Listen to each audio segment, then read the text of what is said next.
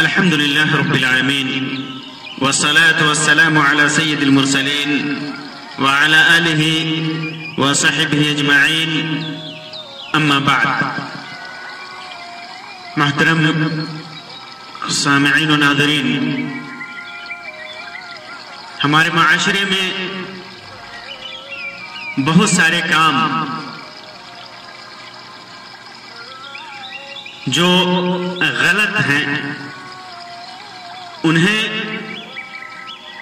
بہت ہلکے میں لیا جاتا ہے، بہت ہلکا سمجھا جاتا ہے.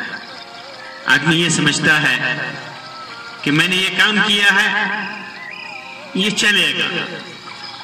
جن میں سے ایک ہے ظلم، کسی پر ظلم کرنا. آدمی کسی سے کوئی چیز زبردستی لے لیا اور سمجھتا ہے کہ یہ ہلکی چیز ہے. کسی کو مار دیا، ناحق پیٹ دیا، کوئی چیز چھین لیا اور سمجھتا ہے کہ یہ ہلکی بات ہے، جبکہ اس کا انجام بہت برا ہوتا ہے، بہت بھیانک ہوتا ہے. ظلم ایک بڑے گناہوں میں سے ہے، بڑے گناہوں میں سے ایک گناہ ہے. یہی وجہ ہے کہ قرآن و سنت کے اندر اللہ اور اس کے رسول صلی اللہ علیہ وسلم نے ظلم کے بھیانک انجام کو واضح کیا ہے. اللہ تبارک و تعالی فرماتا ہے وَمَن يَظْلِم مِّنكُمْ نُذِقْهُ عَذَابًا كَبِيرًا. تم میں سے جو بھی ظلم کرے گا تو میں اسے بہت بڑا عذاب چکھاؤں گا. غور کیجئے، اللہ تبارک و تعالی نے کیسی دھمکی دی ہے کن لوگوں کو جو ظالم ہیں، جو ظلم کرتے ہیں. اس میں کوئی فرق نہیں کیا گیا.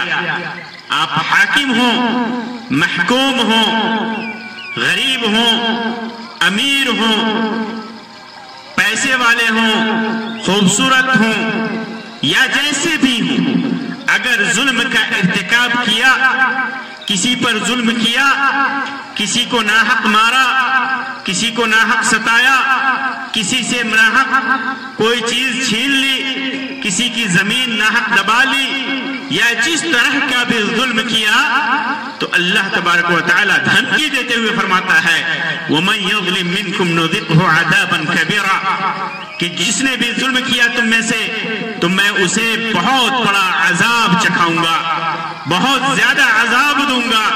اور ایک جگہ فرماتا ہے وَالظَّالِمُونَ مَا لَهُم مِّن وَلِيٍّ وَلَا نَصِيرٍ. ظلم کرنے والوں سن لو، ظالموں کے لیے کوئی مددگار نہیں ہوگا. قیامت کے دن کوئی اس کا دوست نہیں ہوگا، کوئی مددگار نہیں ہوگا، کوئی اس کا ہمسر نہیں ہوگا. اللہ تبارک و تعالی نے ظلم کی بھیانک ہونے کو یہاں پر بیان کیا ہے، ظلم کی خطرناکی کو اور ظلم کے بڑے خطرے کو اللہ تبارک و تعالی نے وعدہ کیا ہے. چاہے وہ ظلم مال و دولت کے اندر ہو، یا خون کے اندر ہو، یا عزتوں کے اندر ہو، یا جسم کے اندر ہو، یا جس کسی بھی چیز میں ہو. ظلم ہے تو اللہ تبارک و تعالی ایک تو اسے دردناک عذاب چکھائے گا، عذاب کا مزہ چکھائے گا، اور دوسرے اس کے لیے کوئی مددگار نہیں ہوگا قیامت کے دن. یہی وجہ ہے کہ اللہ کے رسول صلی اللہ علیہ وسلم نے ظلم کرنے سے منع فرمایا ہے. صحیح مسلم کی روایت ہے، جابر بن عبداللہ انصاری رضی اللہ تعالی عنہما سے روایت ہے، فرماتے ہیں کہ اللہ کے رسول صلی اللہ علیہ وسلم فرمایا اتقوا الظلم، ظلم سے بچو، فإن الظلم ظلمات یوم القیامہ، کیونکہ ظلم قیامت کے دن تاریکیوں میں سے ہے. ظلم کی تاریکیاں ہیں، ظلم کے اندھیرے ہیں. ظالم کو قیامت کے دن تاریکی کی وجہ سے، اندھیرے کی وجہ سے راہ نہیں ملے گی. کس چیز کی؟ جنت کی راہ نہیں ملے گی. تو قیامت ظلم کرنا یہ قیامت کے دن اندھیرے کا سبب ہے. اسی وجہ سے اللہ کے رسول صلی اللہ علیہ وسلم فرمایا اتقوا الظلم، ظلم سے بچو.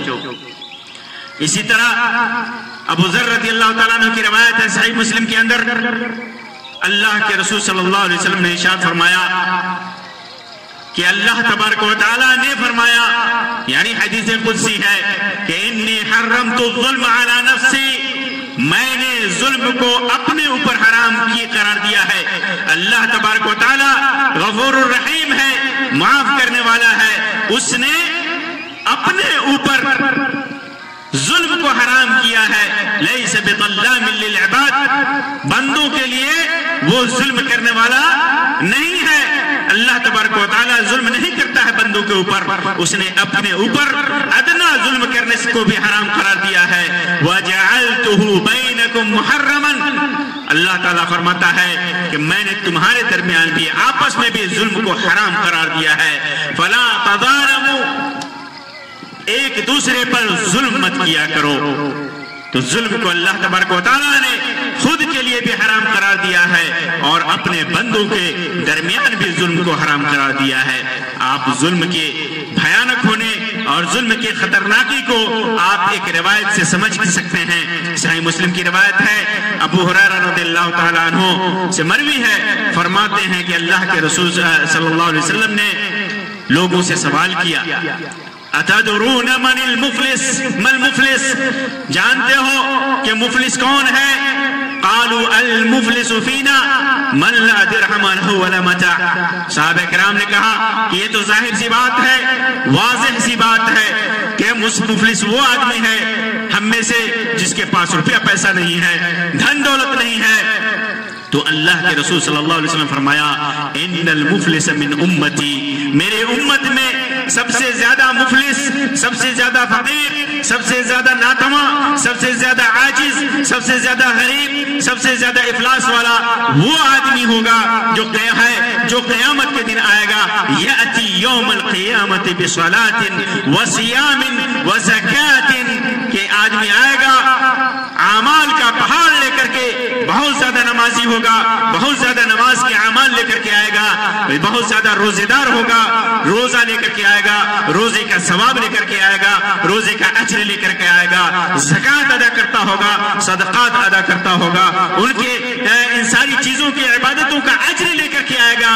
وَيَأْتِي، لیکن نمازی ہونے کے باوجود، روزے دار ہونے کے باوجود، صدقہ و خیرات کرنے کے باوجود، وَيَأْتِي قَدْ شَتَمَ هَذَا، اس حالت میں آئے گا کہ اس نے اس کو گالی دیا ہے، اس کے اوپر ظلم کیا ہے، کسی کے اوپر ظلم کیا ہے، اسے گالی دیا ہے، اسے برا بھلا کہا ہے، اسے ناحق ستایا ہے۔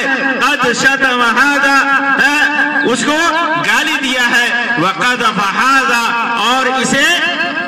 اور اس کے اوپر الزام لگایا ہے، جھوٹا الزام لگایا ہے۔ وَأَكَلَ مَالَ هَذَا، اور اس کی دولت اور اس کا مال لے کر کے کھایا ہے، دوسرے کا مال چھینا ہے، دوسرے کا مال ہڑپا ہے، چاہے جس طریقے سے بھی لے، چاہے رشوت سے لے یا کسی چھین کر کے، جھپٹ کر کے، چوری کر کے، ڈکیتی کر کے، جیسے بھی لے۔ وَسَفَكَ دَمَ هَذَا، اور اس کا خون بہایا ہے، کسی کو ناحق قتل کیا ہے۔ وَضَرَبَ هَذَا، اور اس کو فلاں کو مارا ہے، کسی کو ناحق مارا ہے، بلا وجہ مارا ہے۔ فَيُعْطَى هَذَا مِنْ حَسَنَاتِهِ، اتنی نیکی لے کر کے آیا ہے، نماز، روزہ، زکوٰۃ، صدقات کا کہ نیکیاں لے کر کے آیا ہے، تو اس کی جو نیکیاں ہیں، جس کے ساتھ ظلم کیا ہے تو اس کی نیکیاں لے کر کے مظلوم کو دے دی جائیں گی۔ وَهَذَا مِنْ حَسَنَاتِ، اس کو جتنا بھی ظلم کیا ہوگا سب کو دے دی جائیں گی۔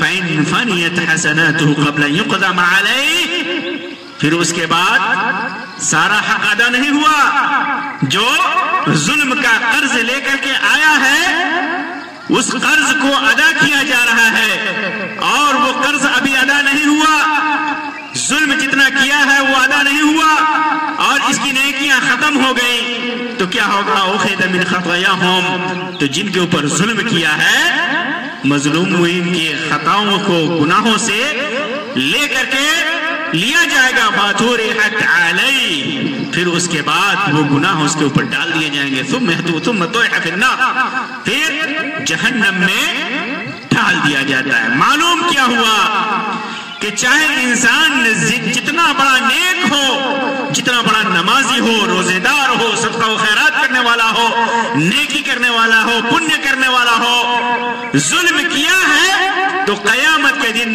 وہ تہی دامن ہوگا، اس کے دامن میں کوئی نیکی نہیں بچے گی، ساری نیکیاں ختم ہو جائیں گی۔ ظلم کسی بھی طرح کا ہو، مارنا ہو، پیٹنا ہو، ناحق اور زبردستی کوئی چیز چھین لینا ہو، گالی دینا ہو، ناحق قتل کرنا ہو، ظلم کی چاہے جو بھی نوعیت ہو، ظلم کی چاہے جو بھی قسم ہو، اللہ تبارک و تعالی ساری نیکیاں برباد کر دے گا، اور اس کے لیے قیامت کے دن عذاب ہوگا، تاریکیاں ہوں گی۔ تو یہ ظلم کو جو ہم ہلکا سمجھتے ہیں، اسے ہمیں ہلکا نہیں سمجھنا چاہیے، کیونکہ ظلم کا انجام بہت بھیانک ہے، بہت بھیانک ہے۔ اللہ تبارک و تعالیٰ سے دعا ہے کہ اللہ تبارک و تعالیٰ ہمیں ہر قسم کے ظلم کرنے سے بچائے اور مظلومین کی بد دعا سے بچائے، کیونکہ مظلوم کی بد دعا ڈائریکٹ اللہ تبارک و تعالیٰ کیا پہنچتی ہے، اتقوا دعوت المظلوم۔